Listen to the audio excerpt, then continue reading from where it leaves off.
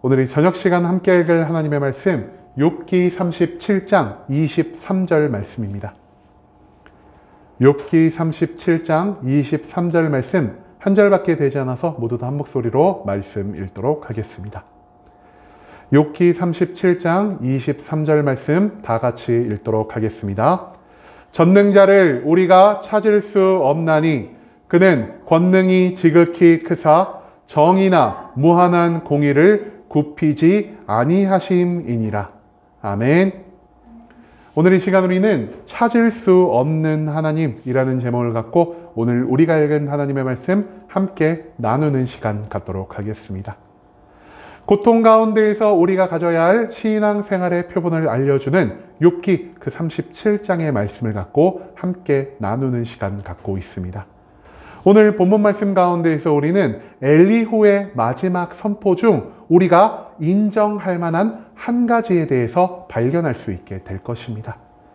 그렇다면 엘리후는 지금 무엇을 선포하고 있는지, 엘리후의 말 가운데에서 우리가 배워야 할 것은 무엇인지 오늘 본문 말씀을 통해 함께 알아보는 시간 갖도록 하겠습니다. 먼저 오늘 본문인 욥기 37장 23절에서 성경 이렇게 기록하고 있습니다. 전능자를 우리가 찾을 수 없나니 그는 권능이 지극히 크사 정의나 무한한 공의를 굽히지 아니하심이니라. 욥기 37장 23절 이 한 절 말씀 가운데서 엘리후는요, 자기가 그동안 하나님에 대해 생각하고 깨달았던 모든 것들을 요약하고 압축해서 총 3가지를 선포하고 있습니다.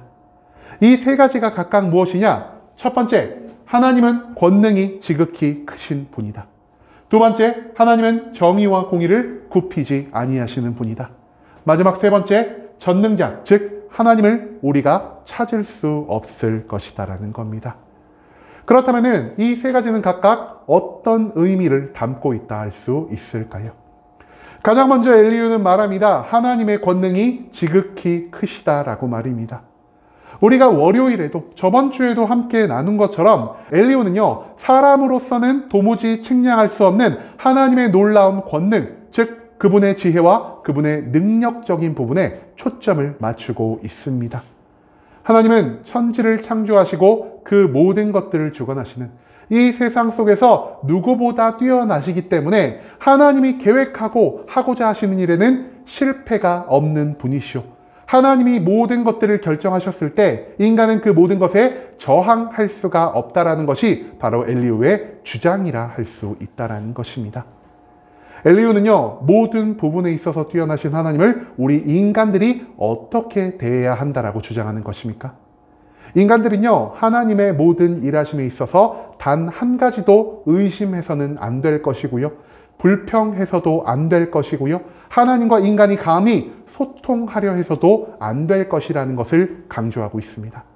한마디로 인간은 하나님의 결정에 따라서 아무런 생각도 하지 말고 그저 기계적으로 아무런 생각 없이 하나님의 모든 명령을 받아들이고 순종하기만 되는 수동적인 존재로 인식하고 있다는 사실을 우리가 또한 기억해야만 한다는 것입니다. 하지만 월요일에도 나눈 것처럼 하나님은요, 권능만을 가지신 분이 아니십니다. 하나님은 자신의 가장 귀한 독생자 예수 그리스도까지 십자가에 못 박는 것을 감당하시기까지 이 세상을, 그리고 이 속에 살아가는 우리 인간들을 사랑하시는 인격적인 모습을 나타내셨기 때문에 엘리후의 권능에만 초점을 맞추는 하나님에 대한 지식을 우리는 인정할 수가 없다는 것을 가장 먼저 기억할 수 있게 되기를 소망하겠습니다. 두 번째로 엘리후가 강조하는 건 무엇이었냐? 바로 하나님이 정의나 공의를 굽히지 않는 분이라는 것입니다. 여러분, 이 정의와 공의에 대해서 저희가 올 한 해에도요, 굉장히 많이 나눈 것 같은데요. 이 정의가 무엇이고 공의가 무엇이라 할 수 있겠습니까? 거룩한 성품을 가지셨기 때문에 모든 죄악들을 미워하고요, 우리에게도 죄에서 멀어진 삶을 살아갈 것을 요구하시는 하나님의 모습이 바로 이 정의라 할 수 있다는 것입니다. 또한 긍휼의 성품을 가지셨기 때문에 모든 인간들을 사랑하고 모든 인간들을 구원하고자 하시는 그 하나님이요, 우리들에게도 이웃을 향한 사랑의 명령을 내리신 그 모습이야말로 바로 하나님의 공의의 모습이라 할 수 있다는 것이죠.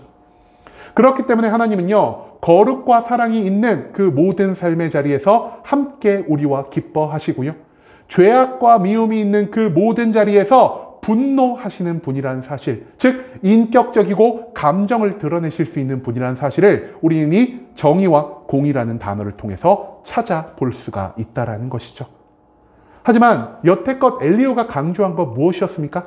하나님은 감정이 없으신 분이야. 하나님은 인격적이지 않고 오직 능력에 따라서, 자기의 섭리에 따라서 할 일만을 하시는 기계적인 분이야라고 말을 했던 이 엘리후의 말과 이 정의와 공의에서 나타나는 하나님의 인격적인 부분은 함께 공존할 수가 없다는 것을 우리가 한 번 더 생각해 볼 필요가 있다는 것입니다. 그렇다면 여기서 말하는 엘리후의 정의와 공의는 무엇이라 할 수 있을까요?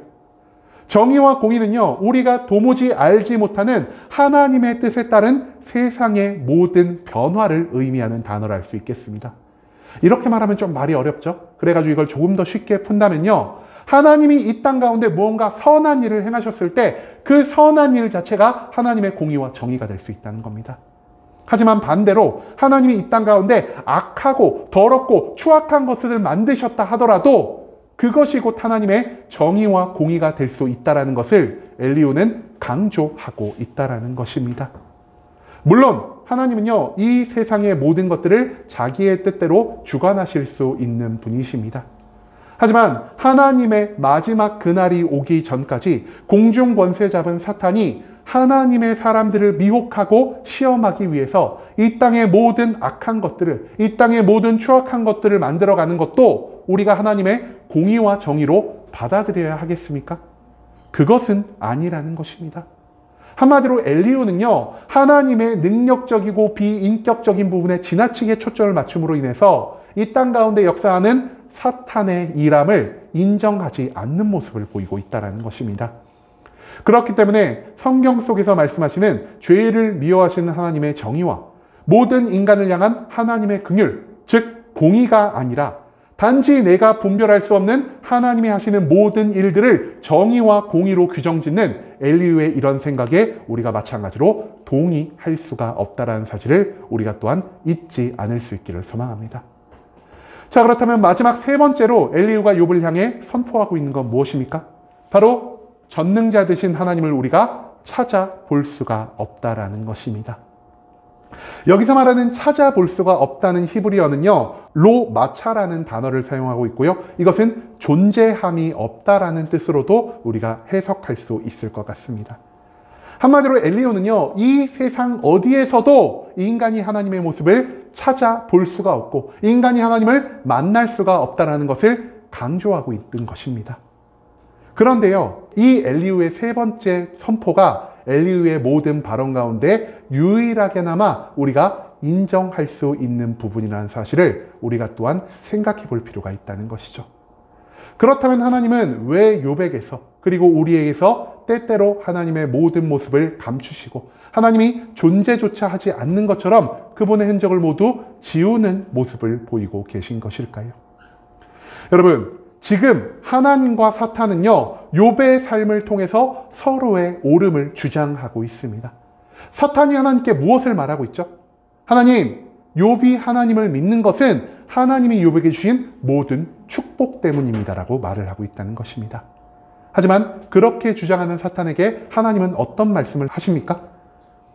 아니다, 사탄아. 욥은 단순히 축복 때문에 나를 믿는 것이 아니라 내가 욥을 사랑하는 것처럼 욥도 나를 사랑하기 때문에 이 사랑을 통해서 완성된 믿음을 갖고 있는 것뿐이다라고 주장하고 계신다는 것입니다. 그렇기 때문에 사탄은요, 자신의 옳음을 증거하기 위해서 하나님께 한 가지를 요청합니다. 하나님, 욥의 생명을 제외하고 내가 하나님이 욥에게 주신 모든 것들을 빼앗아 가기를 원합니다라고 말입니다. 그리고 하나님은요, 자신의 옳음을 증명하시기 위해 욥의 생명을 제외한 모든 것들을 사탄의 손아귀에 맡겼고요. 그 사탄의 역사로 인해서 욥은 가지고 있던 모든 것들을 잃을 수밖에 없게 되었고요. 자신의 육신의 건강마저 잃을 수밖에 없었다는 것을 우리는 욥기의 앞선 말씀 가운데에서 찾아볼 수 있다는 것이죠. 그런데요, 이 하나님과 욥의 내기가 더욱 완전해지기 위해서 한 가지 더 필요한 게 있습니다.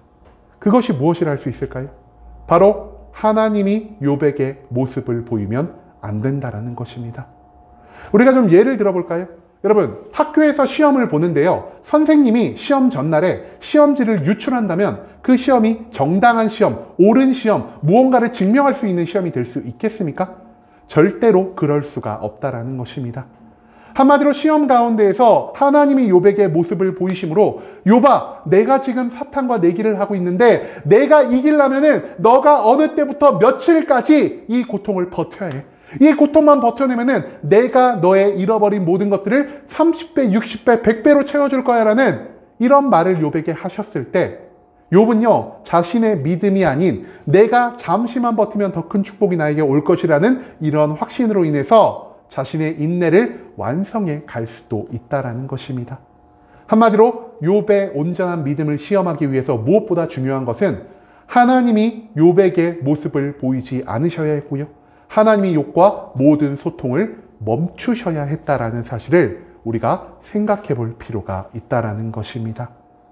그렇다면 과연 욥은 모든 축복이 사라진 속에서도 하나님의 어떤 응답을 받지 못하는 상황 속에서도 하나님을 끝까지 의뢰하고 그분의 믿음을 놓지 않을 수 있을까요? 욥은요, 고통을 처음부터 끝까지 지켜보고 계시는 하나님과 함께하고 있습니다. 그리고 욥의 고통을 지켜보신 하나님은요, 긍휼의 하나님이시기 때문에 욥이 아파하고 욥이 고통스러워할 때 그 욥과 함께 아파하고 고통스러워하시며 조금이라도 빨리 자신의 모습을 욥에게 보이길 원하셨고 조금이라도 빨리 하나님의 음성을 욥에게 들려주고자 했던 분이라는 사실을 우리는 충분히 추측해 볼 수가 있을 것입니다. 하지만 그럼에도 불구하고 하나님은요, 이 세상에 하나님을 믿는 모든 자들이 축복만을 위해서 그들의 믿음을 지켜가지 않는다는 것을 욥의 인내를 통해 우리들에게 그리고 사탄에게 증명하셔야만 했다라는 것입니다. 축복이 없더라도 하나님이 그 모습을 감추신다 하더라도 여전히 하나님을 사랑하고 여전히 하나님을 신뢰하며 모든 상황 속에서 끝까지 하나님과의 소통을 원하는 이 욥의 모습이야말로 하나님이 우리에게 원하시는 궁극적으로 아름다운 믿음의 모습이라는 사실을 오늘 본문 말씀은 우리에게 가르쳐 주고 있다는 것입니다. 하나님의 응답이 없는 가운데에서 친구들의 수많은 충고와 유혹 속에서도 욥은 끝까지 흔들리지 않고 자신의 믿음을 지켜가고 있습니다. 그리고 욥이 인내하며 하나님을 계속 바라보는 만큼 사탄은 자신의 주장이 점차 힘을 잃어갈 수밖에 없을 것이요. 하나님은 사탄의 모든 주장을 이겨내고 승리의 영광을 얻을 수밖에 없다는 사실을 우리가 또한 기억할 수 있게 되기를 소망합니다. 여러분, 우리도요, 지금 욥과 같은 상황에 처해 있지 않으십니까? 우리의 모든 고통과 괴로움 가운데에서 우리가 매일매일 하나님께 기도하고 말씀을 읽고 그리고 하나님께 찬양을 함으로 하나님께 더욱 가까이 나아가고자 하는데 하나님은 나에게서 모습을 감추시고 있고 하나님은 그 음성을 나에게 들려주지 않고 계십니다. 하지만 이런 모든 상황 가운데에서 우리가 인내하면 인내할수록 그 인내를 통해서 하나님은 승리의 영광을 얻으실 수 있다는 사실을 우리가 절대로 잊지 않을 수 있기를 소망합니다. 축복이 아니면 실제로 하나님의 모습을 보는 것이 아니면 믿음이 존재할 수 없다라고 생각하며 우리를 얕잡아보는 그 사탄의 생각에 욥과 같은 인내의 믿음을 가지고 우리가 강력한 반격을 가할 수 있는 순복음 함께하는 교회 모든 성도님들이 될 수 있길 간절한 마음으로 소망하겠습니다.